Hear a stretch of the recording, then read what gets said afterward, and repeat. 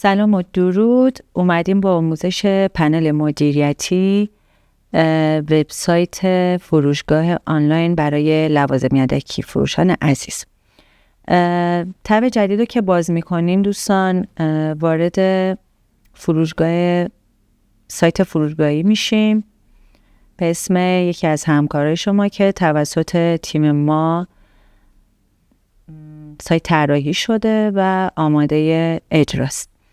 اینجا تو قسمت نوار سایت که آدرس سایتتون هست ما یه WP آدرسی که خودمون به شما میدیم و اینجا درج میکنیم، تایپ میکنیم و اینتر رو میزنیم که برای ما صفحه دسترسی رو بیاره. از ما نام کاربری میخواد که من اینجا وارد میکنم نام کاربری رو.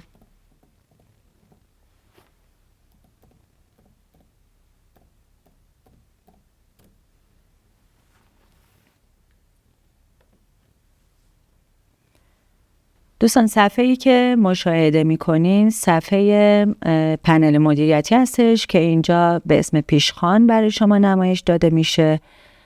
اینجا آیتم هایی هست که در سمت راست هستش. هر کدوم از این آیتم ها به شما آموزش هایی رو میدم در موردش و هر کدوم یه کاربردی برای شما داره که بتونین پنلتون رو به درستی مدیریت کنین. دوستان قسمت اولی که میخوام بهتون توضیح بدم بحث نوشته هاست. نوشته ها همون مقالاتی میشه که شما در سایتتون در مورد هر کدوم از محصولاتتون اونجا بارگذاری میکنین تا بیننده یا مشتری بخواد در موردش یه سری اطلاعات کسب کنه. اینجا که کلیک میکنیم صفحه‌ای که برامون باز میشه یه صفحه جدید به اسم نوشته هاست. اینجا نوشته تازه داریم. اینجا چند تا عنوان داریم. این عنوان ها نوشته‌هایی هستش که قبلا تو سایت منتشر شده و در مورد محصولاتی یه سری توضیحات و اطلاعات اونجا انتشار داده شده. اگه بخوایم یه نوشته جدید یا یه مقاله جدید در مورد یه محصول اضافه کنیم رو نوشته تازه کلیک میکنیم. عنوان نوشته رو ما اینجا اضافه میکنیم. حالا در مورد هر محصولی که شما بخواین مقاله در موردش نشر بشه. حالا مثلا میایم در مورد لنت مثلا خودروی سمند، ما عنوانش رو با این عنوان ثبت میکنیم لنت سمند و اینجا اطلاعاتی که در مورد لنت سمند یا همون مقاله که از پیش آماده کردین و میایین اینجا مثلا کپی پیست میکنین یا نه خیر تایپ میکنین دستی. مثلا لنت سمند از جنس عالی بازار. حالا چون بنده در خصوص محصولات هیچ تخصصی ندارم، فقط یه چیز من در آورده اینجا من آوردم برای شما تایپ کردم که اینجا وقتی بعد تایپ میتونید یه ذخیره پیشنویس بزنین که اگر خواستین یه چیزی رو اضافه کنین یا حذف کنین فعلا قبل از اینکه انتشار پیدا بکنه یا نشر بشه شما بتونین قبلش کارهای ویرایشیشو انجام بدین.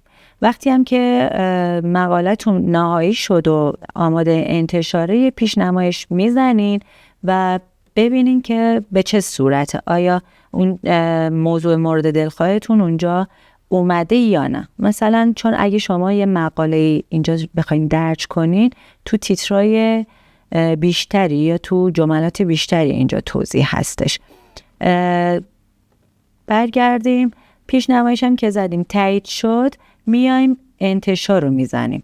قبل از انتشار یه مورد دیگر رو بهتون بگم. شما تو قسمت توضیحات یا همون نوشته میتونین عکس مربوط به اون محصولی که دارین در موردش مقاله یا هر اطلاعات عمومی که نیاز هستن رو میتونین اینجا اضافه کنین. الان مثلا بخوایم عکس لنت رو ما انتخاب کنیم، افزودن رو که میزنیم این صفحه برامون باز میشه و عکسایی که اینجا شما رویت میکنین از قبل تو سایتتون، تو گالری سایتتون ذخیره شده. یعنی شما باید اول عکس رو بیارین تو گالری سایتتون سیو بکنین، بعد اون موقع اگه بخواین مقاله یا تو سایتتون هر جا بارگذاری کنین تو گالری بیاین انتخاب کنین که این مرحله رو هم حتما بهتون توضیح میدم. اینجا مثلا بس لنت بود ولی من عکس لنت اینجا ندارم، این عکس لپتاپ رو من انتخاب میکنم و گذاشتن در نوشته رو میزنم و این عکس اینجا بارگذاری شده. یه پیش نمایش میزنم که ببینین بله کنار توضیحاتتون یا مقالتون عکس اون محصول یا هر عکس مورد دلخواهتون رو که انتخاب کردین اینجا قابل نمایش هستش. دوستان قبل از انتشار شما یه سری آیتم های دیگر هم دارین که به دلخواه خودتون میتونه اضافه کنین، مثل دسته بندی ها. اینجا مثلا داریم ایران خودرو، اگه محصولتون برای شرکت ایران خودرو که تیکشو میزنین دسته بندی براش اعمال میشه. اگرم که نه یه چی خواستین نه اینجا یه شرکت دیگر رو اضافه میکنین مثل سایپا، کلیک بکنین شرکت رو میتونین تایپ کنین و به دسته بندیاتون اضافه میشه. پایین‌تر که میایم بحث تصویر شاخصه. یه تصویر از یه تصویر کلیه، یعنی یه تصویری که برای جذابیت نوشتهاتون یا مقالاتون یا وبلاگتون میتونین ازش استفاده کنین. اینجا که کلیک میکنیم یه دونه عکس از این گالری انتخاب میکنیم. به طور مثال من اینو انتخاب کردم، قرار دادم به عنوان تصویر شاخص. تمام مراحل رو که رفتیم دیگه به اینجا نیازی نیست، میایم انتشار رو میزنیم. پیشنمایش تغییرات رو ما ببینیم. عکسی که ما برای جذابیت مقالتون یا وبلاگتون انتخاب کردیم اول نمایش داده میشه، بعد میاد توضیحات و حالا عکسای مربوط به مقالتون. اینجام که دیدگاه براتون آزاده، قسمت دیدگاه هم براتون توضیح میدم که مشتری یا بازدید کننده سایتتون بیاد اینجا نظرات خودشو بده. این تا اینجای کار. برگردیم به مرحله بعدی. دوستان بخش بعدیمون بحث دیدگاه ها هستش که در قسمت قبل بهتون گفتم که دیدگاه ها رو بهتون توضیح میدم. اینجا که کلیک میکنیم صفحه دیدگاه براتون قابل نمایش هستش که در مورد اون وبلاگتون یا مقالتون که بارگذاری یا نشر کردین تو وبسایتتون مشتری اومده نظر داده، یه سری دیدگاه ها اونجا اجرا شده یا نمایش داده میشه. اگه بخواین یه زمانی برای اینکه دیدگاهاتون رو فعال یا غیر فعال کنین باید حتما با ادمین پشتیبانی وبسایت که از طرف تیم ما هستش هماهنگ بشین. برای یه قسمتی که نمیخواین دیدگاه باشه هماهنگ میکنین که دیدگاه رو براتون غیر فعال کنه یا نه فعال نیست براتون فعالش کنه. این از قسمت دیدگاه. برگردیم به قسمت رسانه. یه توضیح کلی و جای قابل جذاب سایت هستش دوستان. همونطور که صفحه رو دارین مشاهده میکنین یه سری عکس ها از لوازم یدکی ها اینجا برگزاری شده که قبلا ما دانلود کردیم و اومدیم اینجا تو گالری وبسایت اضافه کردیم. شما برای این کار از قبل باید حتما رفته باشین عکسای محصولات مورد نظرتون رو دانلود کرده باشین، تو سیستمتون داشته باشین که بتونین اینجا اضافه کنین. ما از قبل این کار رو انجام دادیم، میخوایم بیایم عکس‌ها رو به گالری وبسایتمون اضافه کنیم. افزودن پرونده رسانه جدید که میزنی گزینش پرونده.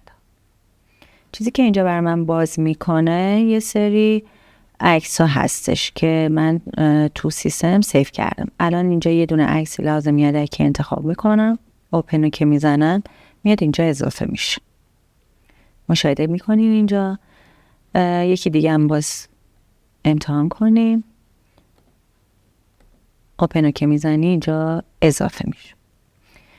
دوستان سعی کنین عکس هایی که بارگذاری میکنین با حجم پایین باشه، خیلی بالا نباشه و اینکه یه زمانی یه سری عکس ها رو لازم ندارین و میخواین اصلا کلا محصول تموم شده نداریم برای فروش و عکس ها حجم گالریتون رو گرفته، میان اینجا یه حذف میزنین، رو عکس کلیک میکنین، میایم پایین اینجا حذف برای همیشه رو انتخاب میکنین، اوکی رو میزنین و عکس از گالری سایتتون حذف میشه.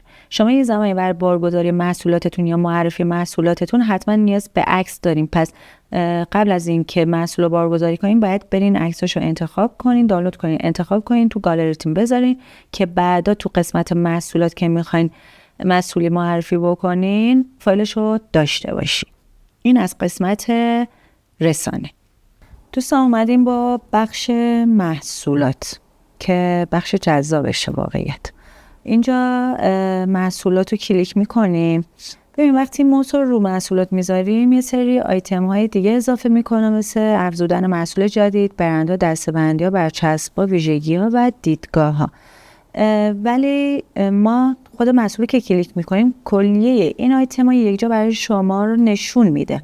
فقط یه موقعی میخواین محصول رو تو ویرایشی یه چیزی بکنین، میاین از طریق این دسته‌بندی ها یا این لیست انتخاب میکنین که به قول گفتنی مسیر کار براتون راحت تر بشه. کلیک میکنم رو محصولات.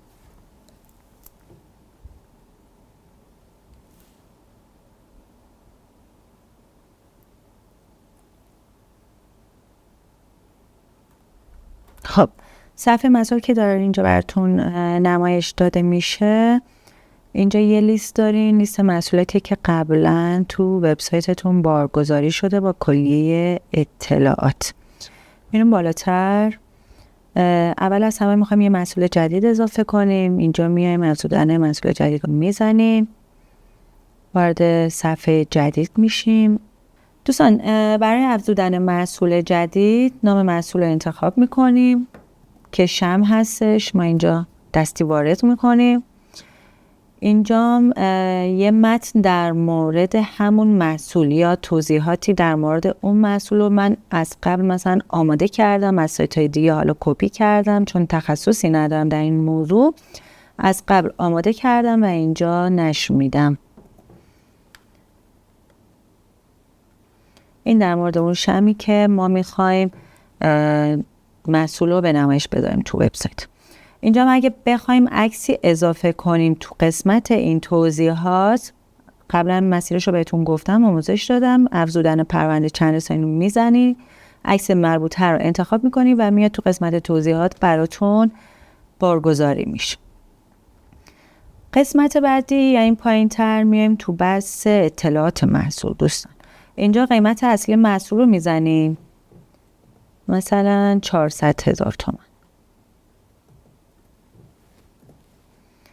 قیمت فروش فوق‌العاده منظورش اینه که شما برای اون محصول یه تخفیفی قائل باشین، یعنی اگه بخواین محصول رو کمتر بفروشین میان یه مبلغ کمتر از مبلغ اصلی مثلا وارد میکنین، 350,000 تومان.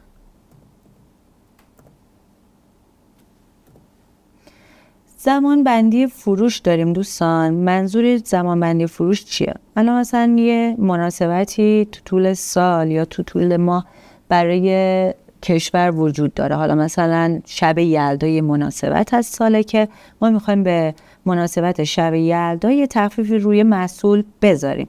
میایم اینجا تاریخ بندی میکنیم، زمان بندی میکنیم، یعنی از تاریخ مثلا 1 دی تا 10 دی ما این قیمت فوق‌العاده رو براش اعمال کردیم. یه جایی نه اصلا نمیخواین هیچ تخفیفی رو چیز باشه، رو محصولتون باشه که میاین این قسمت رو حذفش میکنیم.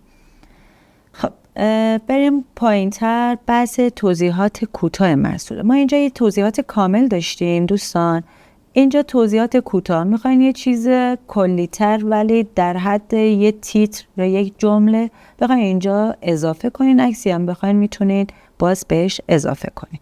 اینا قسمت های دل بخواه شما هستش. میخواین برای اینکه حجم زیادی هم از سایتتون گرفته نشه اجرا نمیکنه، اعمال نمیکنه، یا نه دوست دارین سلیقه‌ای، اصلا یه چیز خیلی کاربردی و جدی نیستش که بگین اگه این افزودن نباشه دیگه محصولتون درست نمایش داده نشه. تو قسمت ویژگی ها اگه ویژگی چیزی داشته باشه اضافه میکنین. نقاط قوتش رو مثلا میاین میزنین، مثلا برای همین شم میگه عالیه یا نخه عالیه و کاربردیه، اصلیه ببخشید.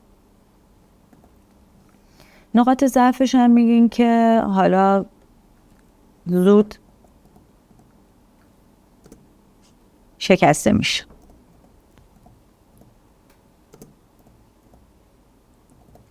اینا باز عرض کردم خدمتتون، یعنی جوریه که دلخواه خودتون سلیقه‌ای خواستین اضافه میکنین، نخواستین اضافه نمیکنین. خب ویدیو چیزی هم داشته باشین باز میتونین بارگذاری کنین دیگه. بقیه ستون‌ها یا موردهای پایین باز عرض کردم خدمتتون سلیقه. میام قسمت سمت چپ محصولات یه انتشار داریم دوستان. قبل از این که شما محصول من بهتون پیشنهاد میدم، یعنی تاکید دارم حتما ذخیره پیش‌نویسش رو بریم ببینین، پیش نمایشش رو ببینین، بعد انتشارش رو بزنین، چون اینجا پایین ترم یه سری قسمت ها باید اعمال بشه که جذابیت بیشتری داشته باشه. ارسال پیامک به مشترکین این محصول حالا نیاز نیست. تنظیمات محصول اونم زیاد مهم نیست. تنها جایی که خیلی مهمه نمایش در اسلایدر شگفت انگیزا.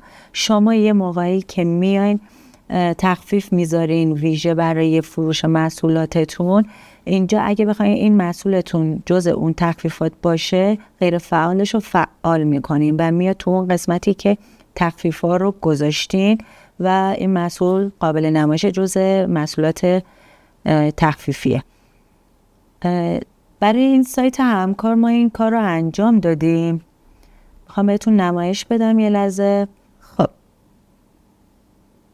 اینجا که داریم مشاهده میکنین تخفیف ویژه زده، مثلا ما اون شم رو اگه فعال بزنیم اون گزینه رو، اون شم اینجا قابل رؤیته و درصد تخفیفش هم بهتون نشون میده.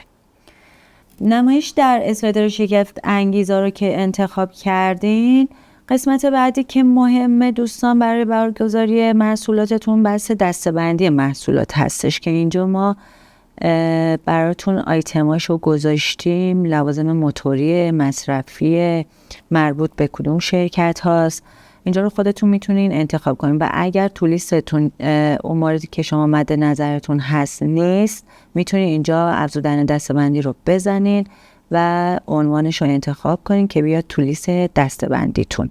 تو قسمت برند ها باز میخواین دوست دارین دل بخواهی مشخص میکنین که برای کدوم خودرو، نوع خودرو یا نه. باز عرض کردم این قسمت هم دلخواه، فقط اینجا مهمه دسته‌بندیه. میایم تو قسمت تصویر محصول. تصویر محصول همون جور که قبلا هم بهتون توضیح دادم همون مسیره، یعنی شما میرین گزینش نگار محصول، تو لیست عکس هایی که تو گالری سایتتون قبلا بارگذاری کردین لیست محصول رو انتخاب میکنین و گزینش نگار محصول رو میزنین. این عکس اصلی که براتون میاره. اگر از همون محصول چند تا عکس از بعدهای دیگه دارین میتونین بیاین تو گالری محصول اضافه کنین، یا نه اگه ندارین نیاز نیست اضافه کنین، ولی اگر چند قسمت از محصول دارین اینجا اضافه کنین که از همه طرفای محصول برای مشتری نمایان باشه، مشخص باشه. اگرم نخواستین اینجا میتونین پاک کردن رو بزنین، یعنی گزینه پاک کردن برای شما اینجا فعال هستش. قسمتی که یادم رفت دوستان و خیلی مهمه تو بحث انبارداریه. شما وضعیت موجودی انبارتون، اگه جنس تو انبار موجوده باید اینجا تعدادش رو بزنیم. خب مثلا از همین شم اگه 20 عدد داریم 20 تا بزنیم. وقتی که مشتری میاد از شما خرید میکنه تعداد، حالا یه بسته 4 تایی میگیره از شما، از این تعداد کم میشه و 16 تا برای شما تعدادش نشون میده، یعنی به یه شکلی انبارتون داره اینجا مدیریت میشه که شما چقدر موجودی دارین. اومدیم با بخش وکامرس. صفحه‌ای که دارین مشاهده میکنین با تیتراژ یا عنوان خانه شما لیست سفارشاتتون یا همون بس آمار فروشگاه آنلاینتون یا وبسایتتون رو بهتون نشون میده. قسمت سفارشات رو وارد میشیم. تو قسمت سفارشات دوستان اینجا لیست سفارشات هستش با تاریخ و وضعیت و حتی مبلغ و فاکتور، اینا هرچی که مد نظرتونه اینجا برای شما قابل نمایشه. ما یه مورد رو مثلا باز میکنیم که در حالت بررسی، یعنی وقتی که من مشتری میریم وارد سایت میشیم و محصول رو انتخاب میکنیم، مبلغ رو پرداخت میکنیم، اینجا نوتیفیکیشن میاد برای پنل شما که تو این نوار بالا قابل مشاهده هستش. دوستان این نوار باعث میشه که شما چیزایی که نیاز دارین یا کاربردی هسته تو نوار اولتون داشته باشین. نوتیفیکیشنی که میاد میتونین باز کنین که بله میبینین شما یه سفارش دارین یا یه دیدگاه دارین که اونجا میتونین بریم بررسی کنین.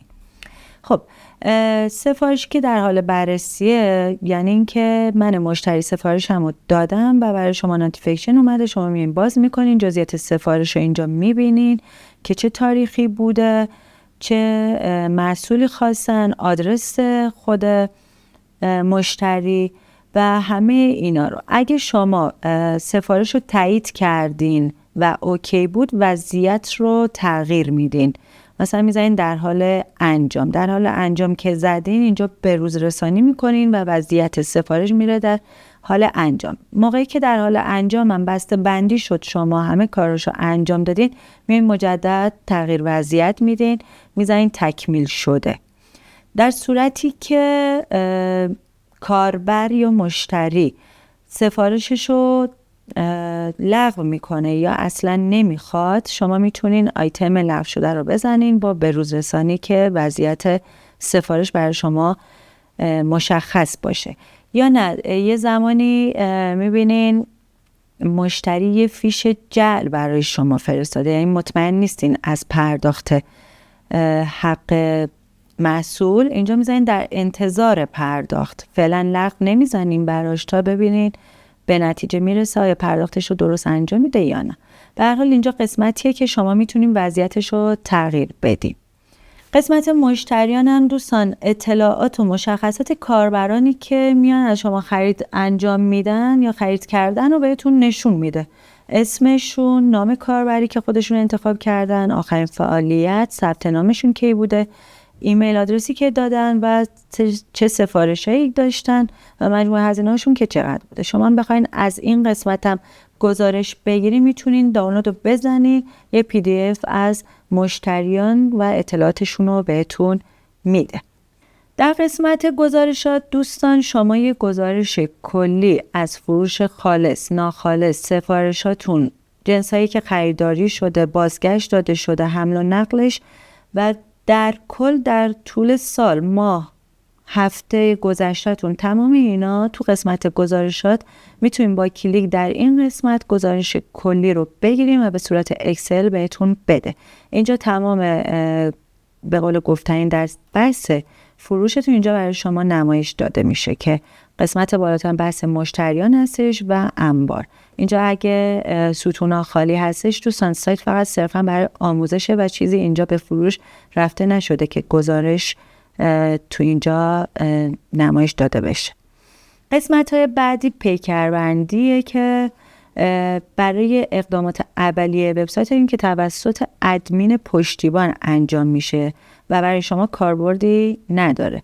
و همچنین قسمت‌های بعدی تر هم یعنی آیتم‌های بعدی دوستان همه در جا، یعنی در وکامرس جمع‌بندی شده و توضیحات کلی رو من خدمتتون عرض کردم به امید این که سایتتون در بحث کسب و کارتون بهتون خیلی کمک کنه و توسعه و رشد قوی در این بازار داشته باشین. اوقات خوب و خوشی رو براتون از طرف تیم مهندسی یدکی آرزومندم. بدرود.